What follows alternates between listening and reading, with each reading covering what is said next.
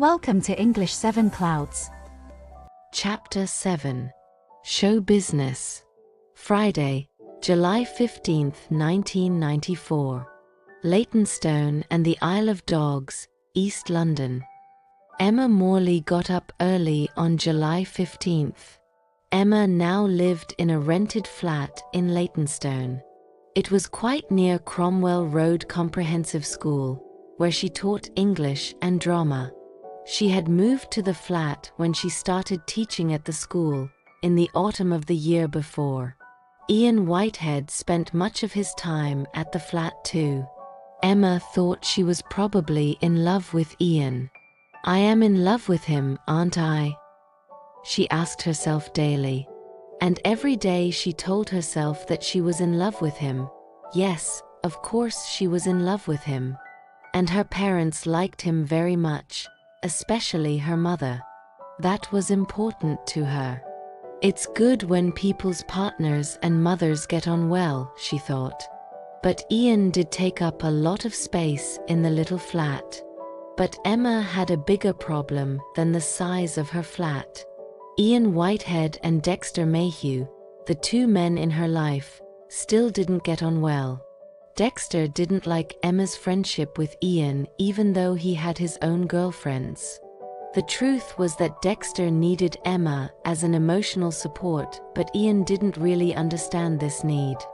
And Emma was especially important to Dexter now that his mother had died. Ian was also very jealous of Dexter, because he didn't want Emma to have a best friend who wasn't himself.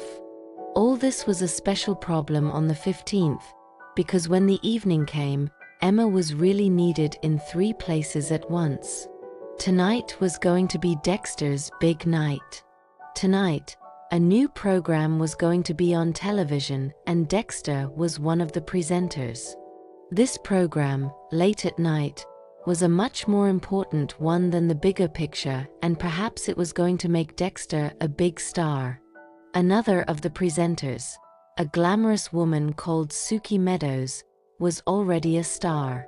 The program was going to be live and Dexter wanted Emma to be at the television studio to support him.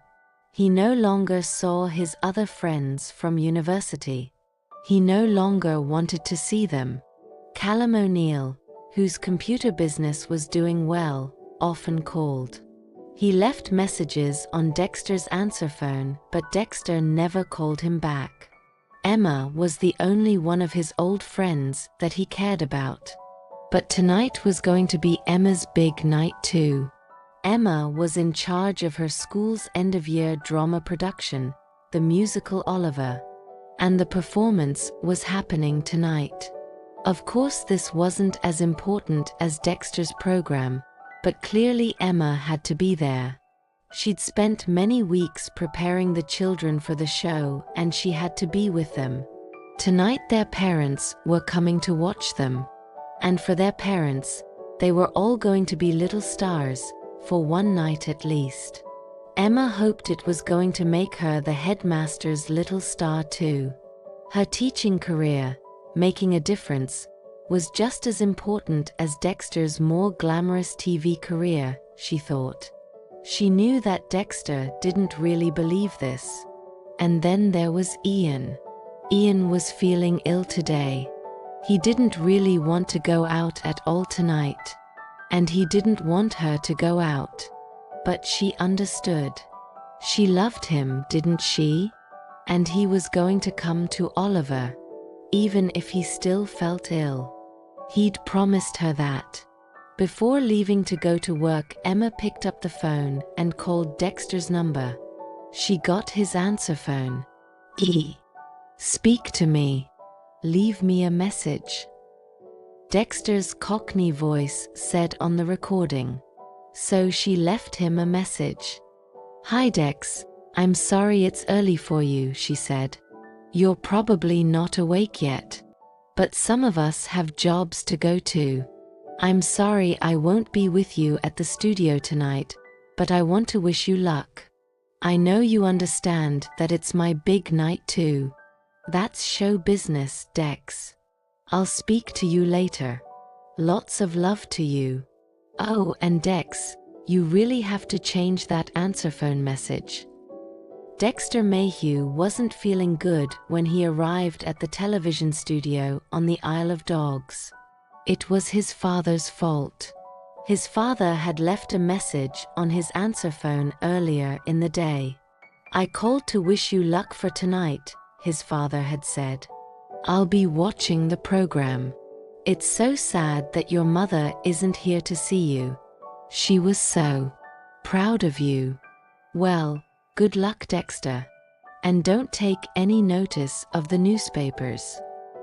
When he'd heard the message, Dexter had gone out and bought all the daily newspapers. He'd opened the first one at the television pages and read the headline, "Is Dexter Mayhew the nastiest man on TV?"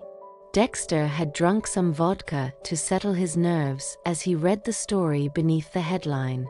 The story wasn't kind to him.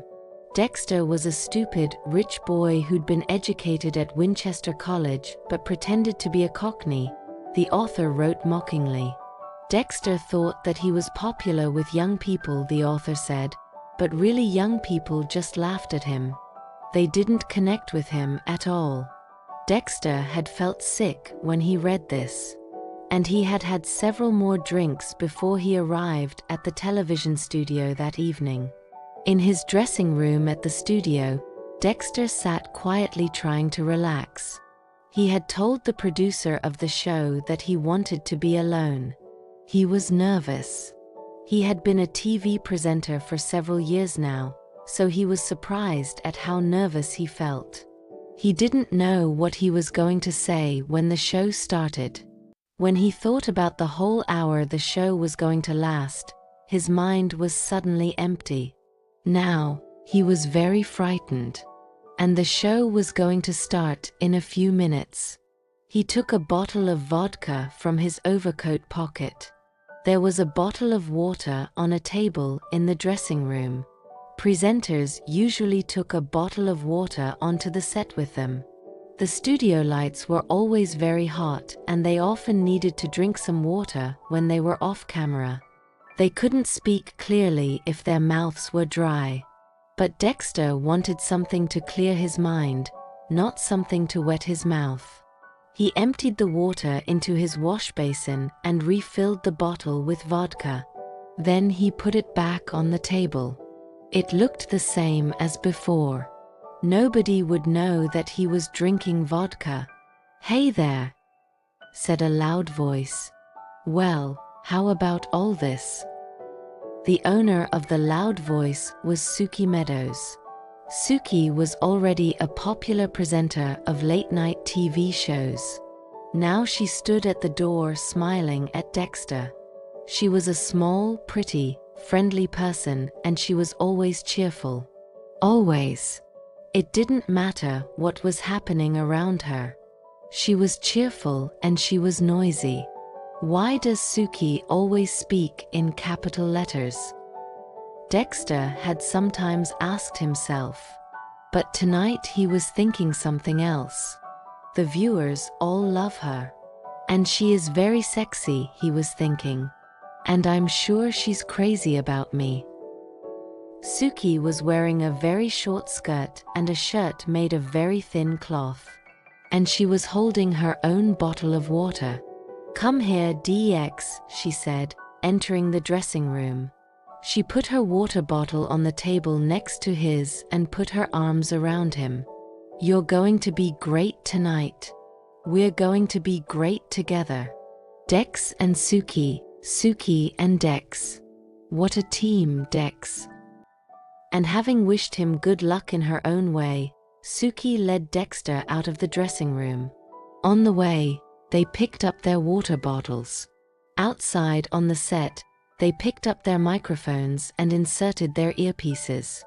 They looked around them at the brightly colored set and the brightly dressed dancers who were standing ready to begin the warm-up before the show.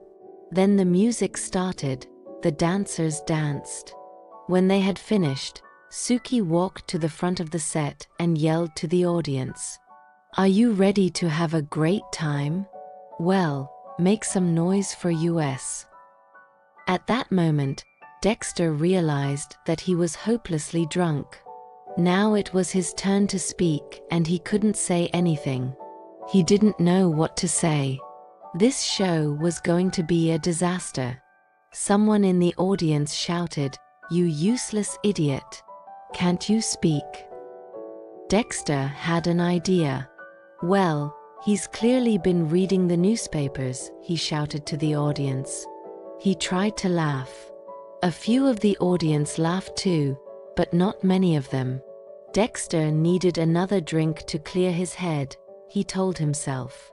He took the top off his water bottle and drank. It was water, just water. At once he understood. The bottles had got mixed up. Suki had the vodka, and she was taking the top off her bottle. He wanted to stop her drinking, but it was too late. As she tasted the liquid, Dexter saw the shock in her eyes. And at that moment, the live program began. "We're live. Say something, Dexter," the producer's voice said in his earpiece. But Dexter couldn't speak, and Suki was coughing. She recovered first, and she came to Dexter's rescue. "Sorry about that. But at least you viewers know that the program is live," she said. Suki went on speaking. Dexter tried hard to think clearly, and after a few minutes he was able to perform better with Suki. He wasn't very good, but he wasn't terrible. And Suki was amazing. She always spoke when Dexter didn't know what to say, and she tried to make Dexter look normal. The show wasn't a disaster. When the program had finished, there was a party for all the people who had appeared in it, and their friends and relations. Dexter stayed for the party, but he was quiet and thoughtful. People congratulated him, but they didn't speak to him for long. He ate lots of food and drank lots of wine, but he wasn't happy. He knew that he hadn't performed well. He knew that Suki Meadows had rescued him, and he knew that she had been the star. Late in the evening, Suki came to sit next to him. "That went okay, didn't it?" she said. For the first time that day, she wasn't speaking in capital letters. "You saved us, Suki," he said. "I was trying to settle my nerves, but I drank too much before the show. I owe you an apology." "Yes, you do," she replied. "You have a problem with alcohol, and we need to talk about it. You must understand this, Dexter. You won't appear on this program with me again if you aren't sober. And you must never bring alcohol onto the set again. What can I do to make you feel better about me?" Dexter asked her. "Well, you can take me out for dinner next week," Suki said. "Take me somewhere very expensive. On Tuesday."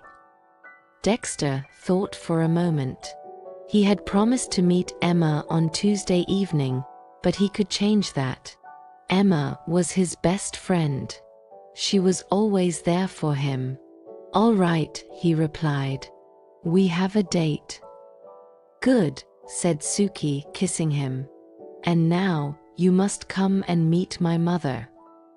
Dexter was feeling a bit unhappy on the Isle of Dogs, but Emma was on top of the world in Leytonstone. Oliver had been a great success. Of course, there had been arguments and fights among the children before the show. That always happened. They were excited and some of them were nervous. But Emma had settled their nerves, and when the music began, they all worked together and helped each other. So the show had been wonderful. Phil Godalming, Emma's head teacher, was very pleased. People whose children could act and sing like that were going to be proud, he thought. They were going to speak well of the school, and of its head teacher, of course. At the party after the show, the school staff, and many of the proud parents of the cast, congratulated Emma. She drank her wine and smiled at everyone.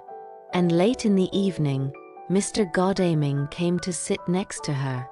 "You're a wonderful teacher, Emma," he said quietly in her ear. "And you look very beautiful tonight. I have great plans for you next year."